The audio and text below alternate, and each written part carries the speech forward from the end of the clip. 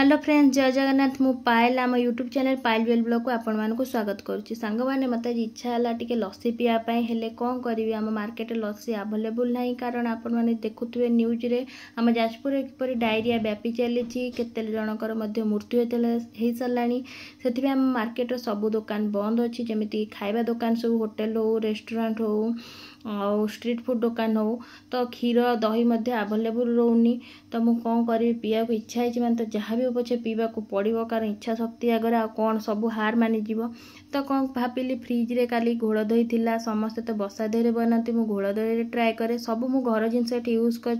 प्रथमे घोड़ दही में किसी चीनी बरफ दे ग्राइंडिंग करदेली, ग्लास रे देदेली, घरे बनई छेना राबिट ताकू देदेली, नड़िया कोरा देदेली।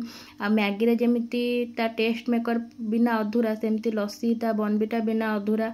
तो ता बॉर्नविटा मध्य ता दे देथिली, तापर काजू देथिली, चेरी देथिली, तापर मोर टेस्टी लस्सी रेडी हेतला। सतरे सांग माने बहुत ही टेस्टी हेतला। आपण मध्य थरे ट्राए करंतु आ मते कमेंट माध्यम रे जणांतु। प्लीज टी मो चैनल को सपोर्ट